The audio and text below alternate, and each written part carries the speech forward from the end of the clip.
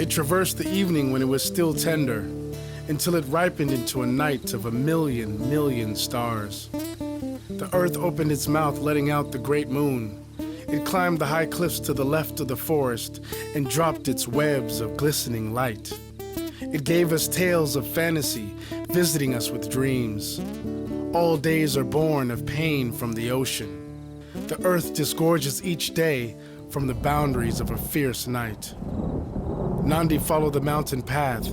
Until tired, she descended on the house of Lubadu. It spread in an open valley, following the bend of 100 hills. Here they shouted their greetings on the silent grounds. It was Zingile of the great Mkize clan who suddenly emerged. He was the son of Nonyane of Ndongeni. Seeing them by the light of the moon, he said, "No longer do you greet merely to celebrate friendship. Your shoulders seem slouched from oppressive tiredness. But alas, here no strangers are welcome. I myself am only a traveler, saved from my fate by others. This village is owned by one notorious Lubadu, who is known throughout for his beastliness and wizardry. Even now, he faces charges from many neighboring regions. Once 2 young men asked for a place to sleep, but were never seen again. The instrument that killed them has killed many a traveler. It is said perchance having fought in many wars, he never received the cleansing herbs used to neutralize a man's fierceness. Even his own family lives in constant fear of him."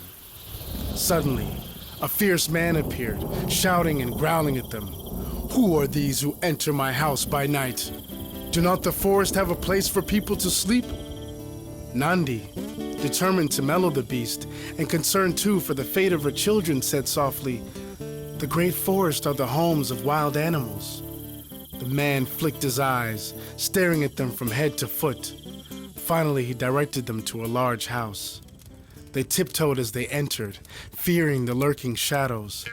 On the high point of the side pillar hung a giant bag, whose secrets all were curious to know. They guessed it might contain the medicines of death, but it was not so. It carried only bones of birds and wild animals. By hunting these creatures, he assuaged his bloodthirstiness. The strangers sat in fear of his sudden violence. To break their anxieties, Shaka spoke and said, "We salute you. We have traveled a long journey. We are tired. We are hungry. We are dying of thirst. Our bodies ache and wither from the heat of the sun. We ask you for your place to sleep, to ease our aching feet." The man frowned as if in anger, but did not answer. He seemed to struggle with terrible words and fierce thoughts. Finally, he stood up, leaving them perplexed. Not long after, a young woman entered their house. Quietly and with kindness, she led them to their sleeping place and dished up for them great helpings of food. They ate fast, not knowing what was to follow.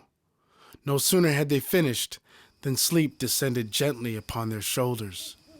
Only Zingile of the Mkizes paced the house ceaselessly. "Strange things are going to happen tonight," he kept mumbling. He was not mistaken. In the middle of the night, high-pitched voices pierced the air. Someone was following with thundering footsteps. The young man of the Mkizes peered through an opening and saw by moonlight shadows moving restlessly. It was as if a body was laid on the ground. Someone stood astride it and dragged it by the legs. When he reached the upper end of the sprawling grounds, he rubbed off the dust from his hands, placing the body against an old wall. Zingile rushed to wake up the others. In low tones, he recounted the strange episodes. Shaka listened, but before long, he was asleep again. Zingile was puzzled by his calmness. He slept in terror, as if someone might pounce on them. Early at dawn, Shaka woke up and calmly collected their bags. "Wake up, mother," he said. "Let us begin our journey." Quietly, they left through the back gate through the dumping grounds. They walked a long distance without talking, no one daring to mention the events of the night. When they decided to sit and rest, it was Zingile who spoke first. "Young man from countries unknown to me, are you brave or foolish to ignore the warnings of danger?" Shaka turned slowly towards him and said, "In danger, 2 courses of action are wrong. To act precipitately brings the threat nearer. To slacken one's alertness enables the enemy to strike. Heroes are not those who rush to their weapons, but those who carefully weigh all strategies. If because of your alarm this night, we all had panicked, we would all be dead. The killers who kill are great cowards. They only avail themselves to the fear of others. Panic-stricken, they attack too late or too soon. It is at this moment that you must strike. This night, I saw how outnumbered we were. Our escape could only have been possible through the ancestors. The young man of the Mkizes realized then he did not converse with an immature boy, but a seasoned mind. He turned to Nandi and said, "Mother, you have given birth to a great man." Nandi did not say anything. She only smiled, remembering the vision that had named him Little Fire. To calm him, she often said, "Little Fire, your day will come." Zingile and Nandi shook hands. He followed the path to the north. There, the great Dlamini royal clan held sway. Nandi and her children once again set out.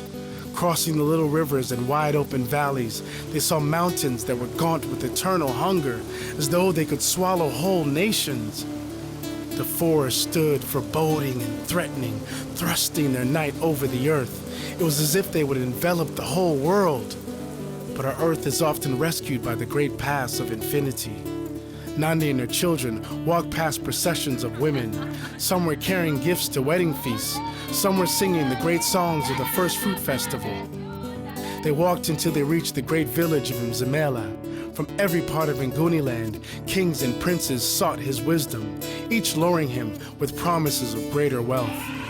Now they bypassed the village of Ntunwana, famed for his courage. They climbed the hills of the tortoise and followed an old path.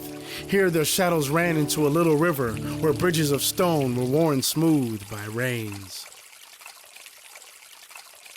This was the same stream in which strangers washed their feet. Now they climbed the hill, following the eastern side. Bordering this were old mountain cairns. These stood as monuments to all ancient generations. Nandi and her children threw their ceremonial stones and said, "Let us not be forgotten by generations to come." From the low mountainside, they saw a young woman who danced and sang her songs of joy. She picked up her own ceremonial stone and said, "May I join the singers of the song and the daughters of the dance who came before me?" Onto this mountain cairn, another traveler tossed his sacred stone. His movements were slow, and his heart was heavy, and so were his gestures to the gods. His stone sought that of others, tumbling slowly to rest there. Such a day gives birth to great mysteries. It was with these footsteps they climbed the hill and saw the sun conquering the forest of clouds. It flung its flames, swelling their feet with fire. Travelers who saw them touched their lips in amazement, for those rejected by fate find no friendship anywhere. People often asked each other in jest, "Does the woman who walks alone in the mountain pass have no brothers and no husband?" No one answered, no one sang their song.